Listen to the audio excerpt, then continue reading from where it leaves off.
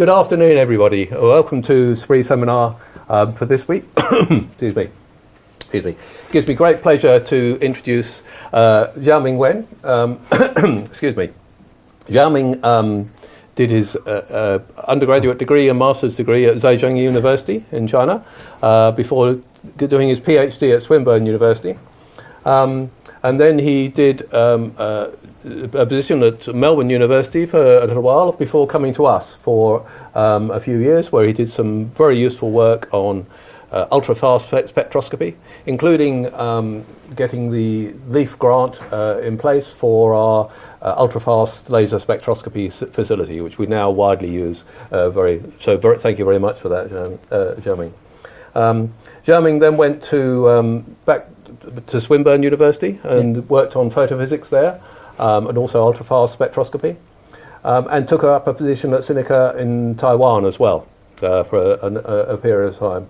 He's now back at RMIT in Melbourne, working on perovskite solar cells and photophysics, and he's going to tell us about a very interesting idea for capturing the excess energy in perovskite devices, and we'll hear more about this, I think, Xiaoming. So I'm very much looking forward to hearing about it. Thank you very much, and thank you very much for the presentation. Thank you very much for the introduction, and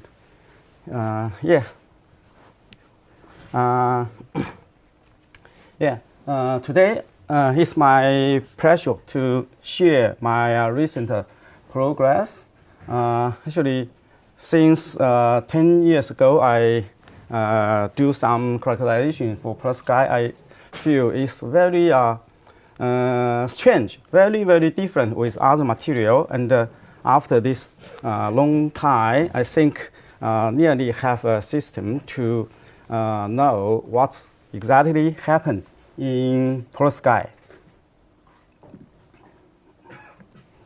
So today I will briefly mention perovskite and then some anomalous observation here, and also the lattice energy reservoir theory, and also what will happen for the lattice energy reservoir.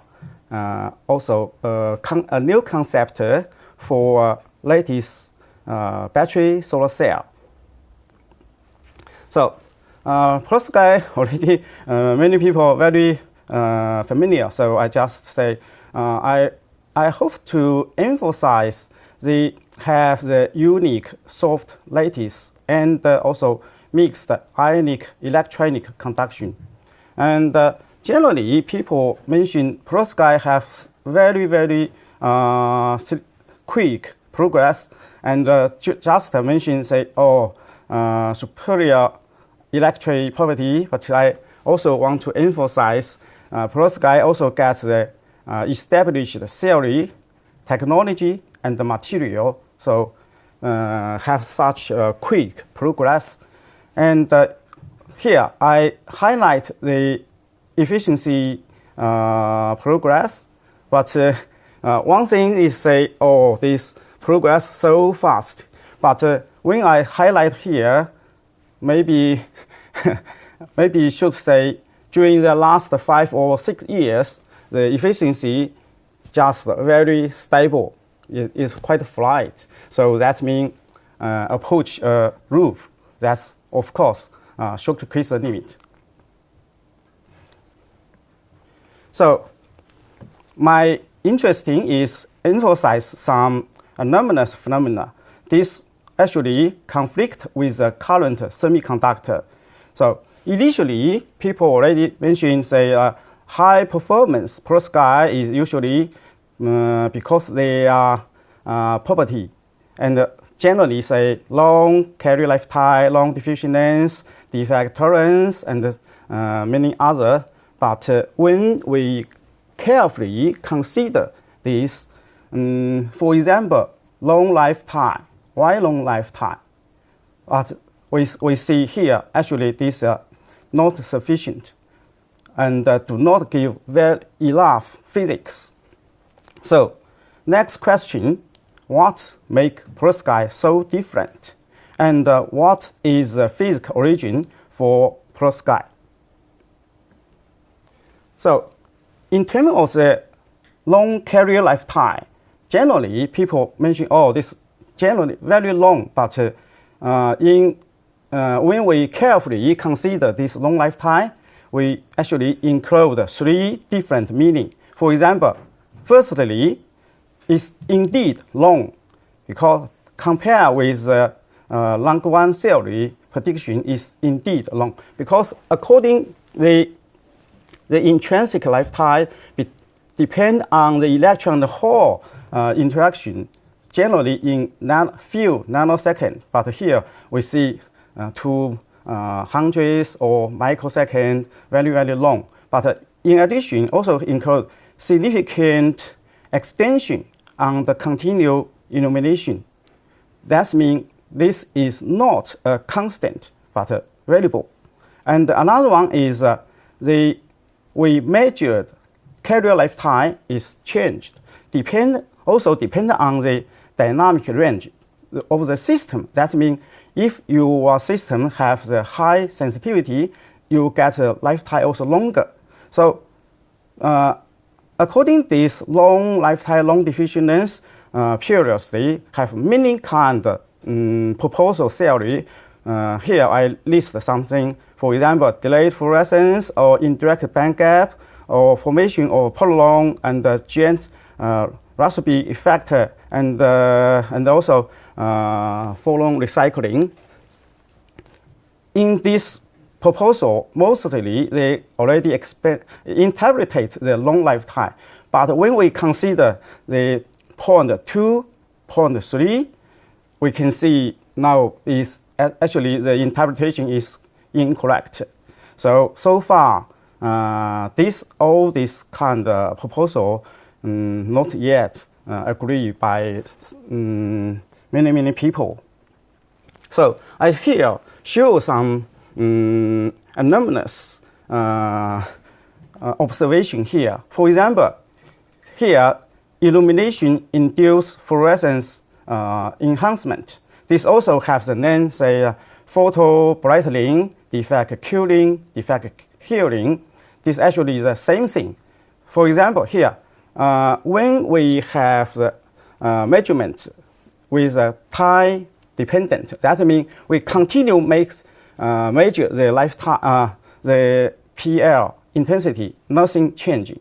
So this actually reflects the efficiency. We can see many perovskites have this increase. And also, at the same time, the lifetime also getting longer. And actually, this is in this measurement, it means we measure the PL spectrum repeatedly. We find the intensity change. That means efficiency increase with continued illumination. Here is some example. This one.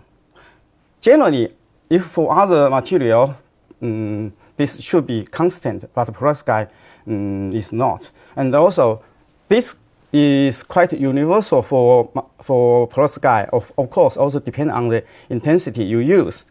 And but mostly they cannot publish because if you publish, then the interpretation will have a big problem. And another part is they have the ultra slow response. Here I use ultra slow just compare with nanosecond, millisecond, microsecond. This generally in second range. So this I mean ultra slow. So we can roughly classify 2 groups. One thing is we say this detrimental one. For example, hysteresis, phase segregation, blinking, and also quenching. This roughly we can classify as mobile ion effect. And at the same time, we also find other positive one is beneficial. For example, illumination enhanced PL enhancement, and that means with continued illumination, then the efficiency increase, and also defect tolerance. This also very important for perovskite because say use low-cost fabrication with reasonable high-density defect, but do not cost the energy, still keeps a high efficiency. And also memory and upconversion and persistent polarization. So, of course, what happened for perovskite?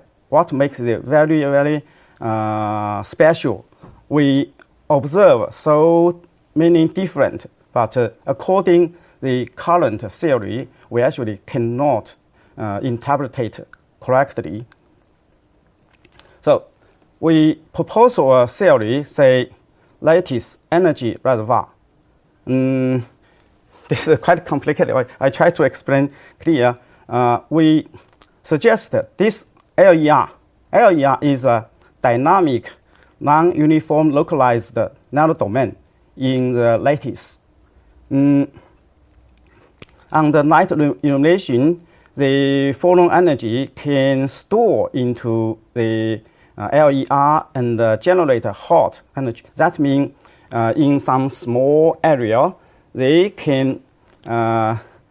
lattice can, because perovskite is a soft lattice, they can easily deform, distortion, then have the more energy. That means higher potential energy.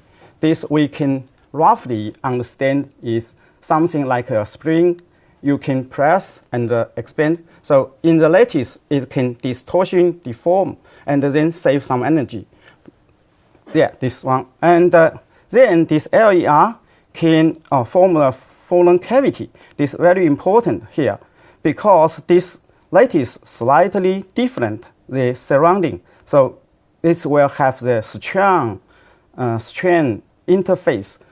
This strain will reflect acoustic phonon because generally this climate relaxation is very efficient from optic phonon, acoustic phonon, then transport to the surrounding, then energy disappeared. Then here, because this reflection, that means suppress the thermal energy dissipation. Then here have the more energy with we say hot LER with the high potential energy. Then finally, if some subgap electron, for example, from the defect trapping or from other near infrared come here, then this energy will drive the sub carrier upconversion back to the conduction band. Later we'll explain. Okay, so according LER theory, we compare what's the difference with conventional semiconductor with LER. For example, here the general semiconductor is a uniform. We think uniform lattice, and of course with this is a spatial region. When photon come in and generate exciton and then free electron and hole, of course, have some mobile ion or maybe have some defect. And so their dynamics should be excitation and cooling, very efficient cooling, then emit fluorescence, and here have the defect trapping. From here, they go back to the valence band, lose the energy. Okay, so we measure the lifetime, carrier lifetime can represent the one is intrinsic lifetime and plus the defect trapping. That's also the fabrication quality. In perovskite, in addition this part, we think the lattice is not uniform, but in somewhere we should have the LER. Then here, during the illumination, we have many phonon will inject here. Then because this strain interface suppress the thermal energy leaking, then the the energy will stored here. So their carrier dynamics will significantly change by this LER. For example, this photon absorption, cooling, then this part of photon energy will save to the LER. Then formation of the hot LER. Then we can see here, of course, also have the fluorescence and the defect tripping. Then such kind of sub-gap carrier,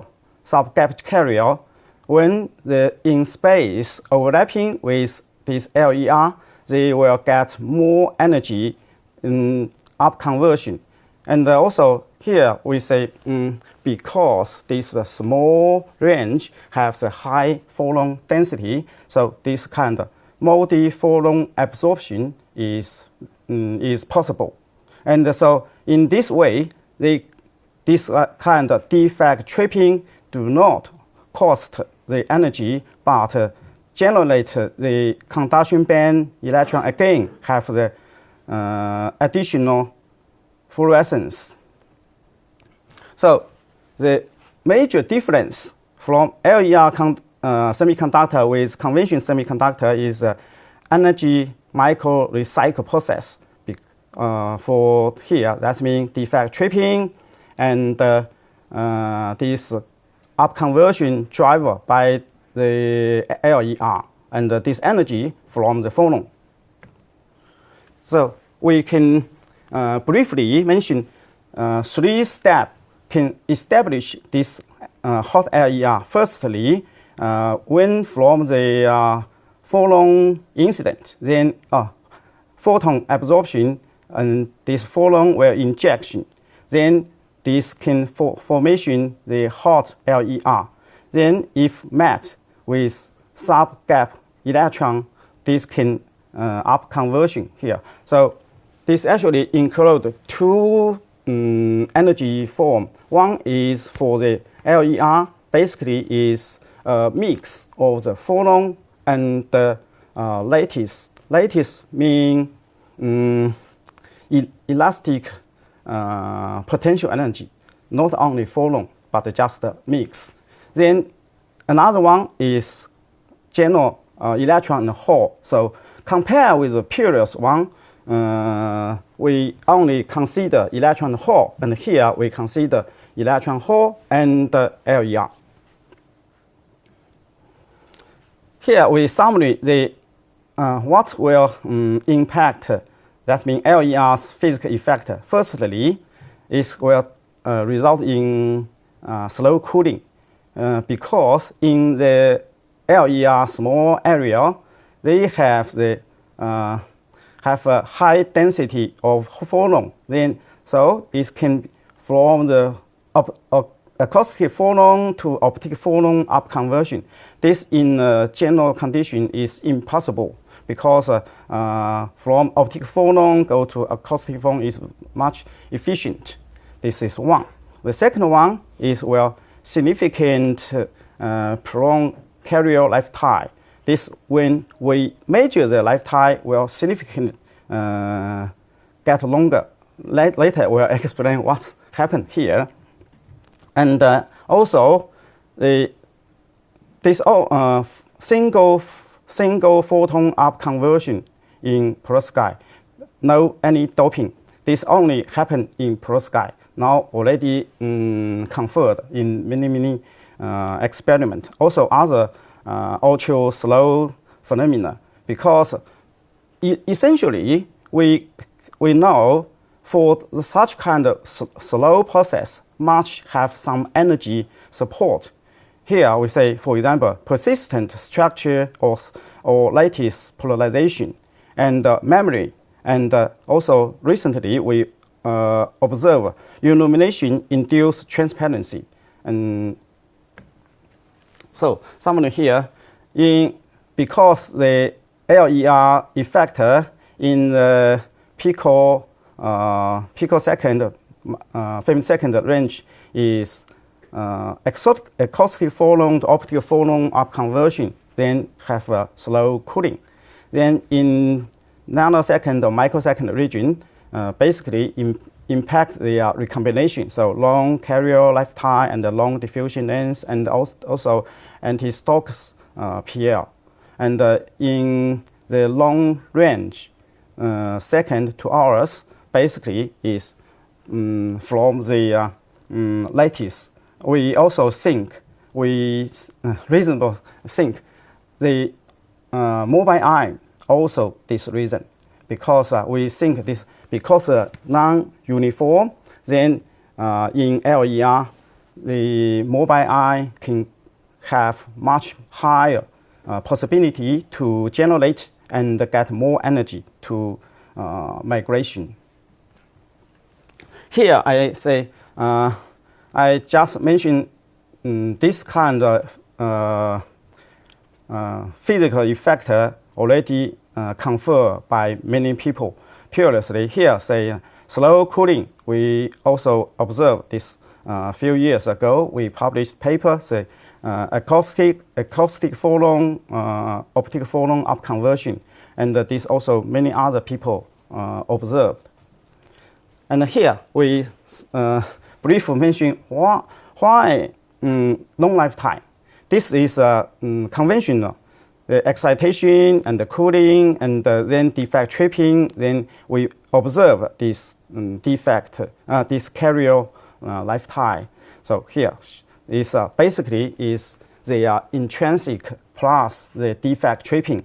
And with LER in perovskite, they have the addition from this photon excitation and phonon emission, and this same as before.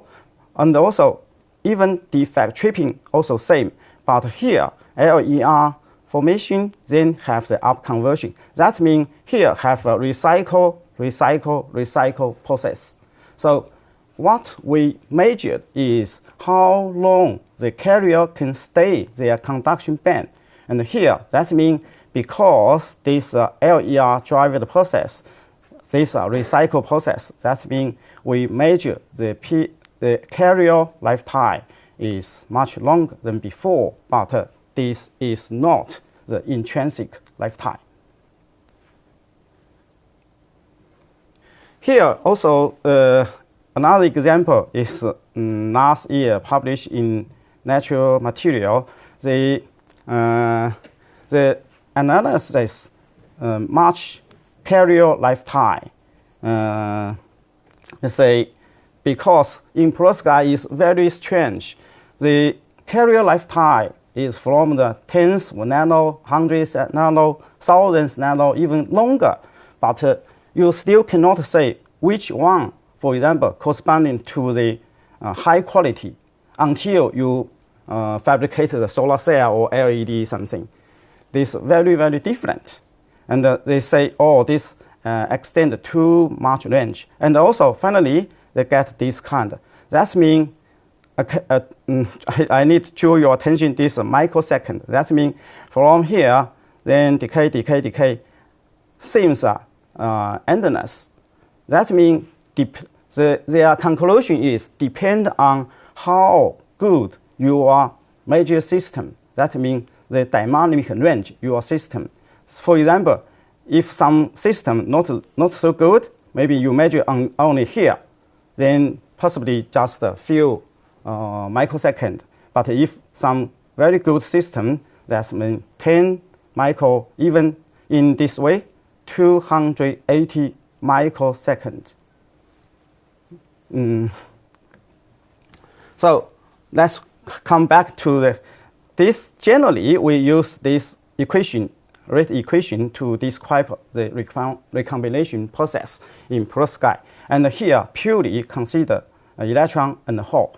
Okay, so fully ignore the.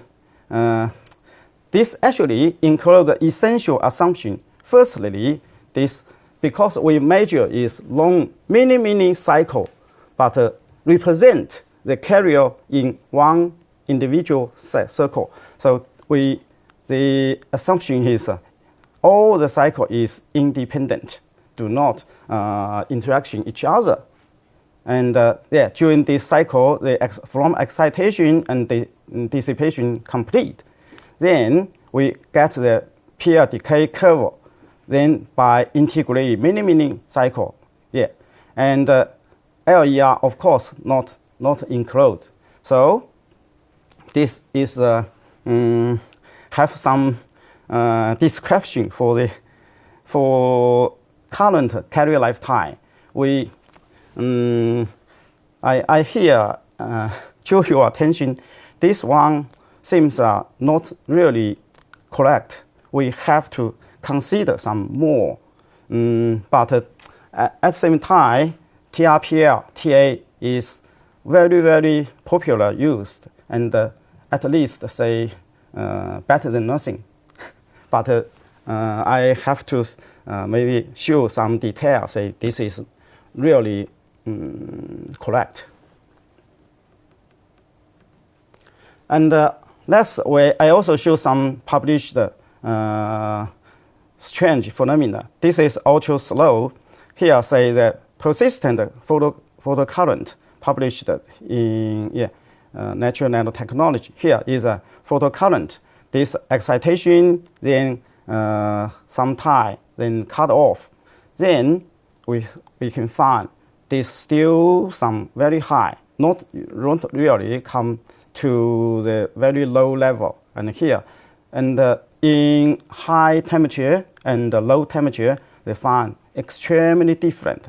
In some case, we show here this time is 10 to 1,000 seconds, very long. Generally, we observe at room temperature roughly in few seconds or 10-second range, not so long. And another one is efficient anti-Stokes upconversion. This is also very strange.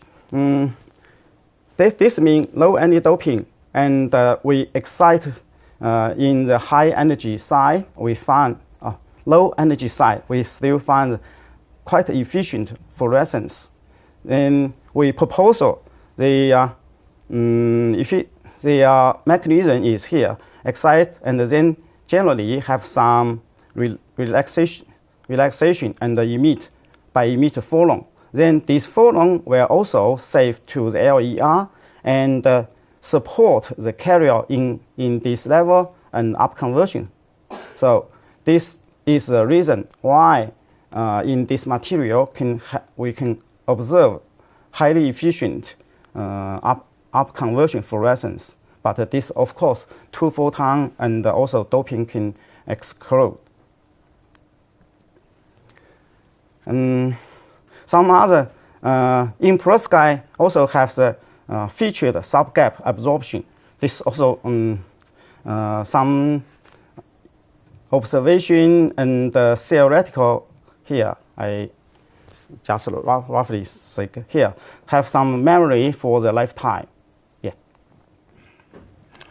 I want to draw your attention. This one is a systematic discrepancy between short carrier current, because for solar cell we have 2 kind of current. One is from JV curve, and another one from the EQE and the integrate. Generally, these ones have some slightly different, but basically we think, people think this just some error or something.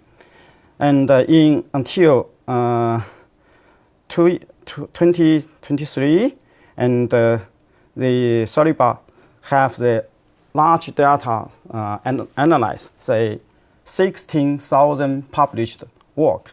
Say here, they find the current from JV large than from EQE, roughly 4%. So here they have the statistics. They show here indeed have roughly 4%. Then they confer this discrepancy, but they suggest some unknown physics in here. But because according to any kind of theory, we cannot interpret this what is the physical origin. Then I can say here, LER already present very good interpretation, and we also have some experiment to confirm this conclusion.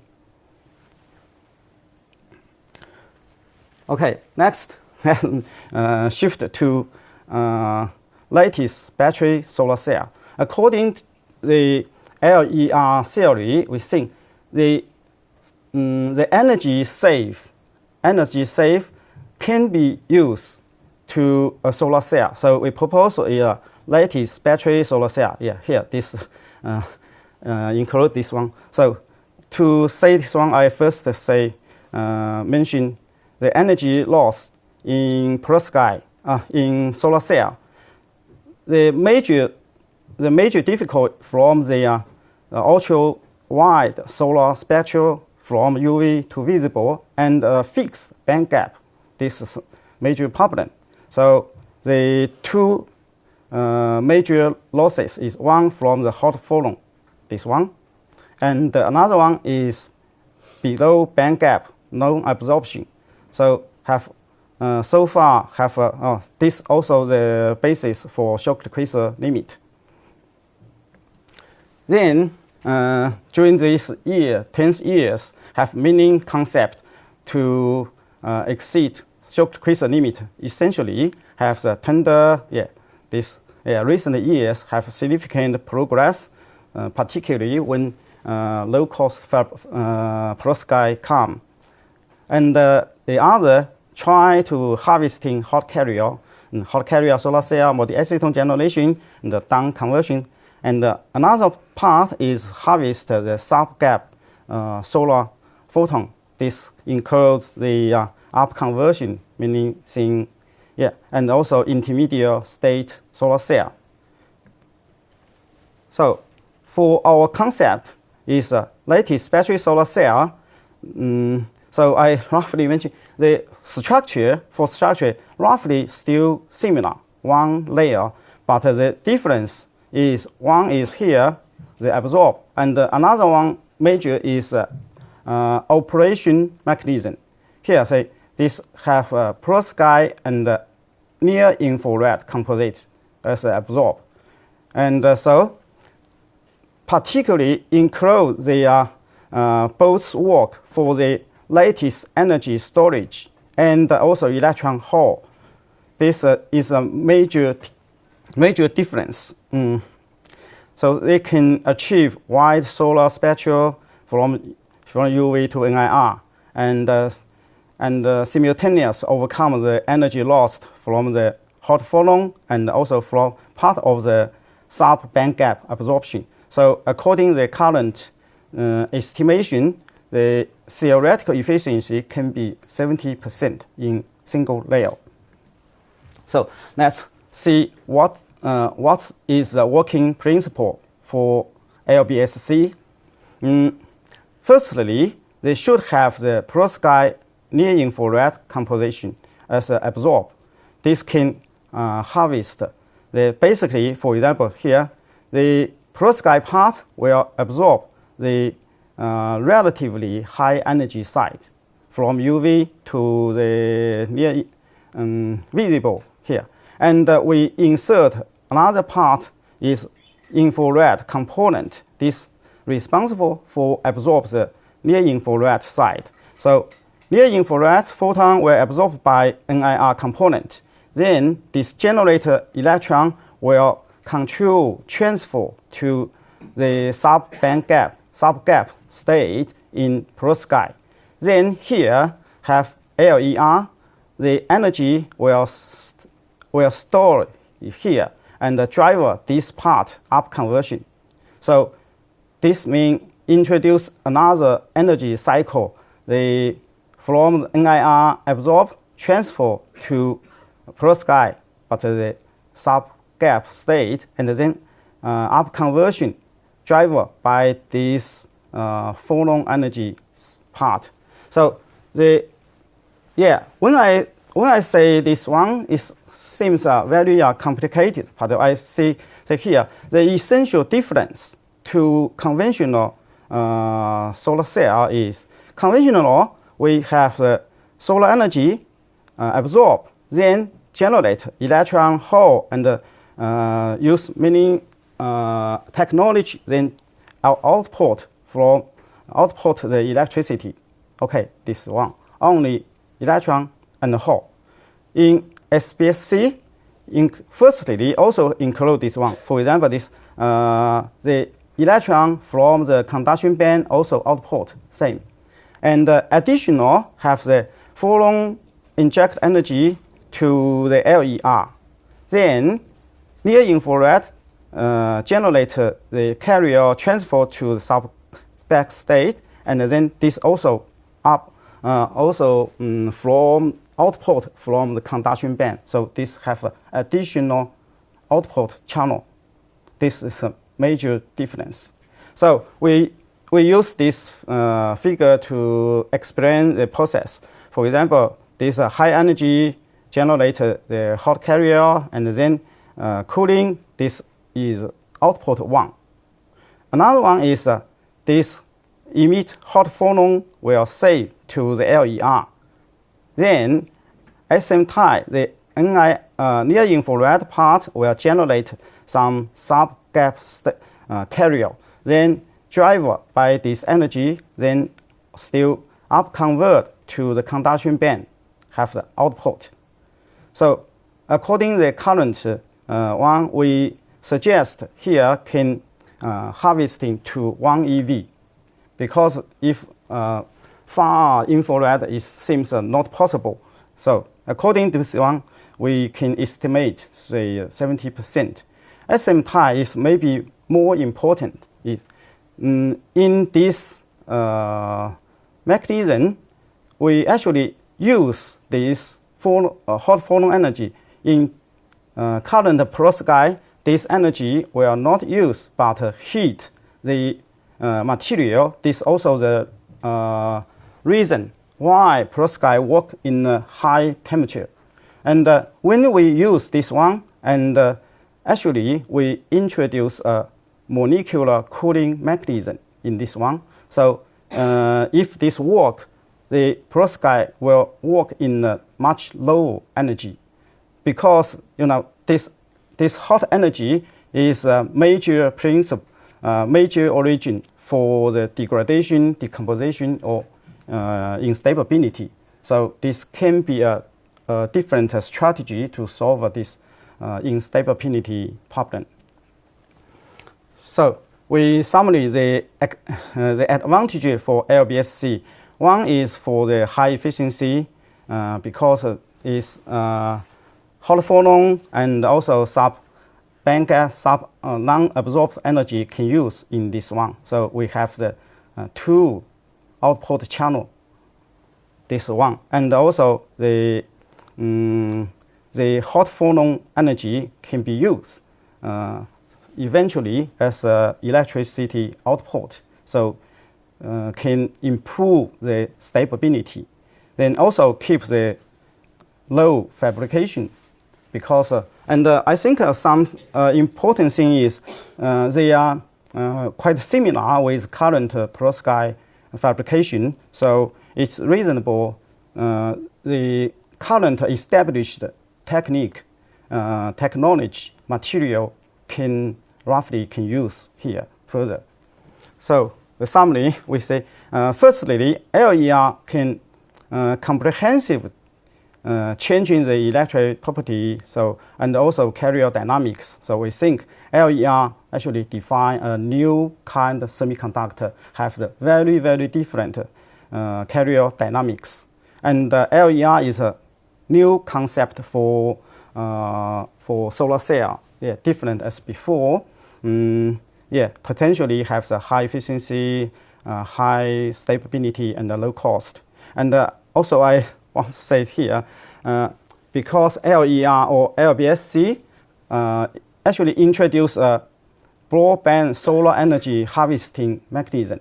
That means this can potentially use for solar cell application, for example, photovoltaics, photocatalysis, and some self-power, some I think have many potential application. So we I use this figure to explain this one. So yeah, after long time, we approach the Shockley-Queisser limiter here, and next is have another mechanism for high performance solar cell, but of course significant technical development is definitely required. Thank you so much.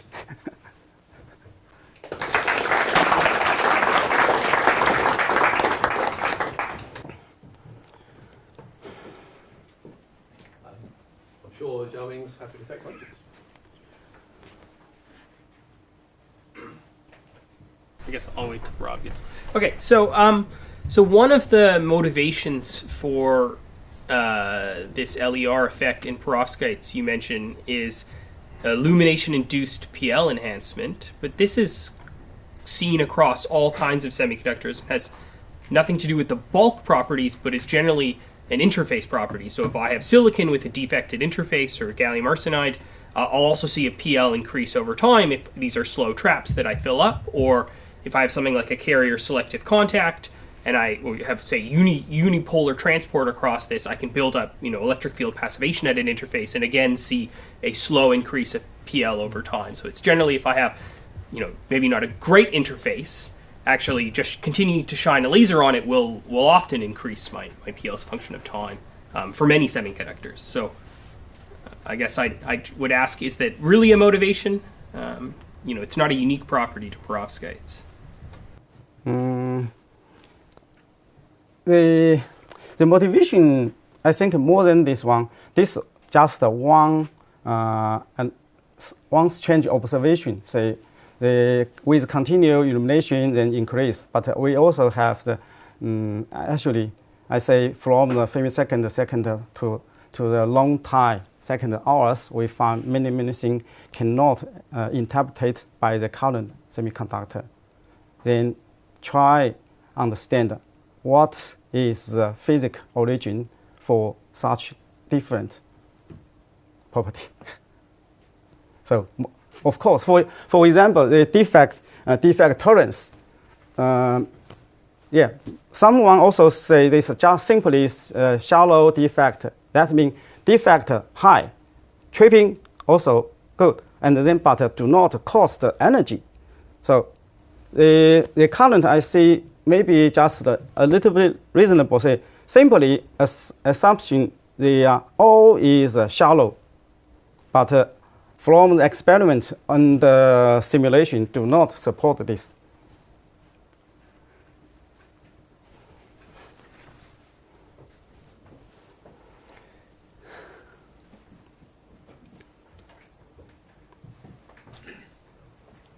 So in your presentation, you've presented a number of the sort of high efficiency concepts. I think if I've understood right, you've got the concept of a hot carrier solar cell, and it's kind of fused a bit with the idea of sort of two-step photocurrent from an intermediate band cell. But if I step back and I think, okay, what physical property is it with the material that's going to allow this to happen? It's the vibrational properties of the material that I think you're suggesting is going to be unusual or unique with these LER materials. So I was thinking, have you looked at the heat capacity of these materials? Because the heat capacity has two contributions, a vibrational one and an electronic one. So these LER materials, I would imagine, should have an unusual heat capacity. Yes. Yeah, I have to say, so far, so many different solar cell concepts, including you mentioned, use the heat. The difference is, for example, by heat transfer to the electricity, roughly already established theory support, but the efficiency is still low, and include here the LER support high efficiency upconversion is very unique only in perovskite. That means in conventional condition, this is impossible, absolutely impossible. But if the lattice is non-uniform and the hot LER established, then can support the high efficiency upconversion. Only in this very, very special case. Also in for example, someone also asked me, say, soft lattice is important. I say this is one of the necessary conditions, but not sufficient. Because for this energy cycle, trapping and can stay and upconversion come back, all this cycle should be high efficient. Otherwise, this solar cell definitely not work. Okay, so if I could perhaps summarize what I think you're suggesting, that it's the interaction between the carriers then that will lead to what you're calling upconversion, but I guess it's like a thermal distribution of carriers. So it's a bit like a hot electron device. I think thermal here is very less important, but in the LER have the strain interface block the thermal transport. So in a very confined region have the high density energy. So this can support all kind of phonon upconversion, carrier upconversion, all be based on this. But for heat management, seems a very different concept. Okay, yeah, I'd encourage you to look at the heat capacity, because I think things like the thermal conductivity and the heat capacity of your materials, if they really have this effect, is going to be quite different to a conventional material. So I guess I'm suggesting it maybe is something to look at, because if your materials have these unusual effects that give rise to the superior photovoltaic behavior, I think you're going to see it in the bulk thermal properties of the material as well, in my opinion. So it's just a suggestion for some characterization, maybe. I think my consideration is if, for example, is roughly uniform lattice, such a high density is impossible. Then the next phonon or carrier upconversion, then unlikely. Thank you.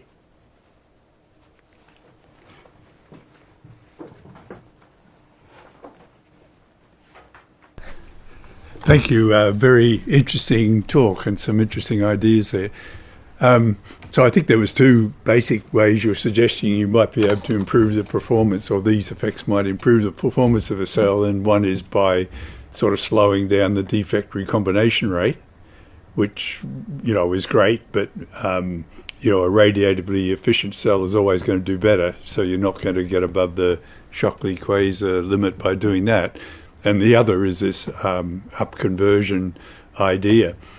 But I think it'd be very simple, like these indirect measurements are all fine, these transient measurements, and even Ned's idea of measuring the heat capacity, while they're fine, I think there's a much more direct way. You just have to measure the spectral response with a light bias.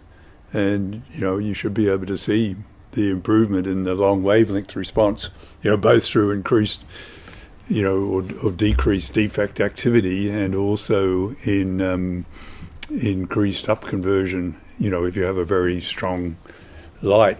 So, a lot of the EQE measurement systems are designed to incorporate, half sun bias, and you can even go up to full sun or beyond in many of them. So I think that would be a much more direct and convincing demonstration of the effects that you're talking about, just measuring the EQE with light bias. This we current consideration is with LER, then EQE measurement is not independent. That means other wavelengths incident also impact this measurement. This also already confirmed. But we also should consider, because initial question is how you can observe this LER, and according the terahertz measurement, this LER can estimate below 2 nanometer. So that means very challenging. Also, generally for the TEM observation, the perovskite definitely cannot stand the second scan or more scan. That's very challenging. You think, very interesting. I need to carefully consider. So I think the localized nature of these hot carrier regions will mean that the impact upon the defect recombination will be small, because there'd be many other regions where there weren't hot carriers to slow the defect recombination. But I think for the upconversion, the long wavelength photons, would search out the hot regions because there'd be no other, way of absorbing them, so that you could see that, the density of the hot carrier regions would be important for the defect effect, but not for the subband absorption. But with the EQE, you could have all kinds of bias light, spectral content and intensities and so on, and you could really quantify any effects that were happening. It wouldn't matter about the size of the LER regions. You're getting what you're after. Direct measurement of the output effect upon the cell.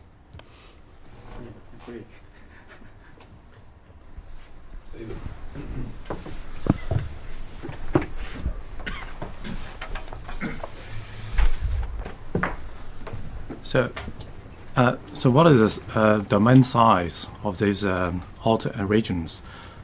As you just mentioned, it's just 2 nanometer. If just 2 nanometer it's unlikely for the phonon to be trapped in this area, because the phonon has a much larger wavelengths than the nanometer sized domains. Sorry, you think? Because you mentioned this LER region are deformed lattice regions.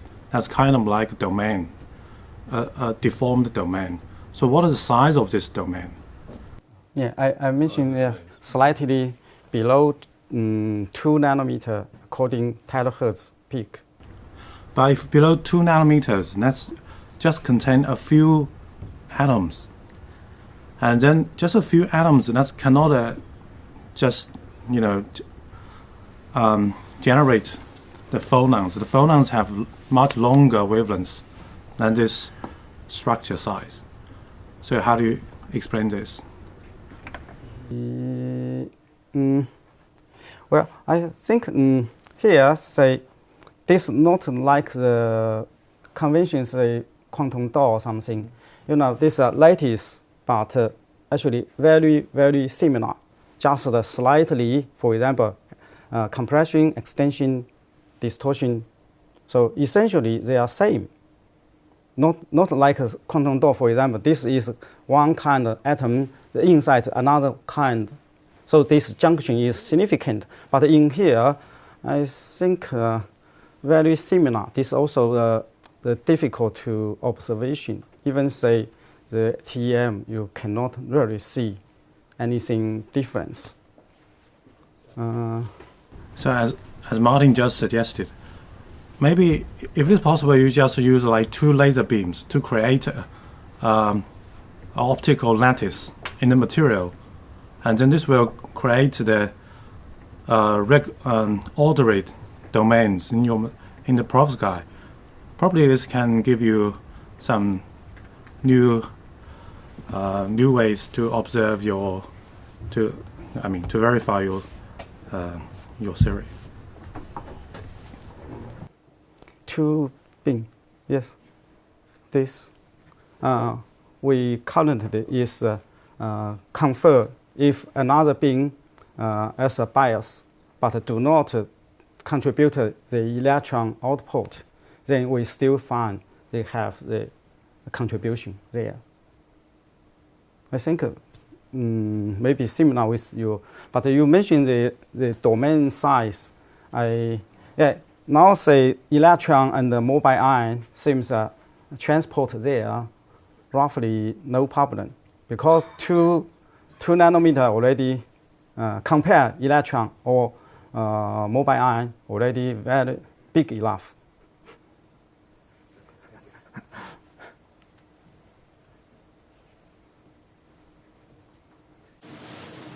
If I understand correctly, the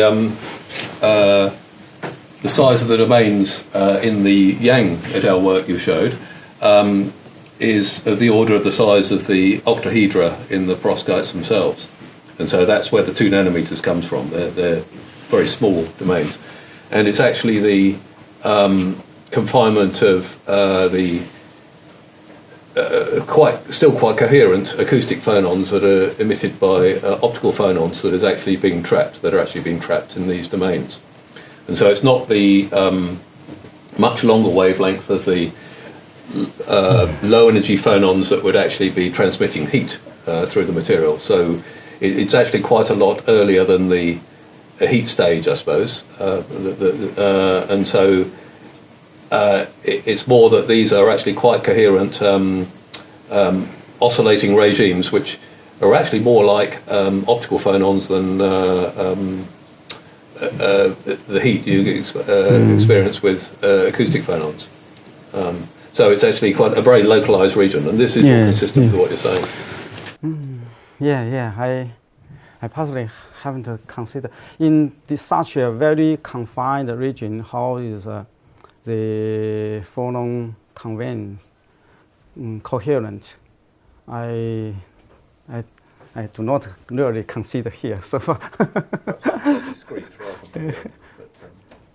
But simply from energy point of view, because this one have to be small and then high concentration, high density, then make the upconversion possible.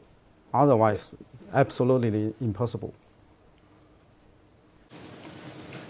Would a very nice test be to do the spectral response that Martin suggests, looking at long wavelengths to see whether you've got excitation there? And I think the anti-Stokes upconversion, the anti-Stokes PL seems to indicate that you would see some response there.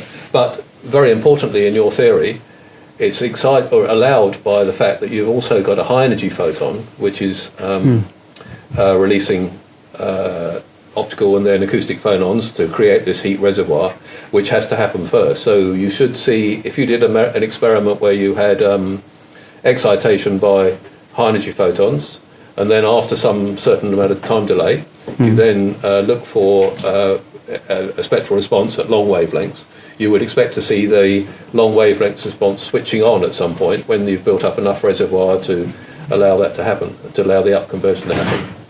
Is that a measurement that you think might? I think one difficult for the long wavelengths is the absorption is extremely low. Then basically, for example, we now make the question simple, only use pure perovskite, not any interface or something. And then in this case, they are near infrared, almost no absorption. So that means we have to use a very, very high density and have maybe some still not significant effect. Yeah, someone report if say a single crystal and use and a consistent generator photoluminescence, yes, quite stable. Then use another infrared below the band gap, but much strong. Of course, the absorption coefficient very low. Then can shut off that. Yes. But still don't understand what happened there, because this process is quite dynamic. So when we use TRPL or TA, that means one measurement already cover all the time. You definitely cannot see anything change, because all change already average. Yes, steady state. Okay, we're better. I think we're gone over time already. So if there are no further questions, thanks Xiaoming again for a very interesting presentation. Thank you, Xiaoming. Thank you.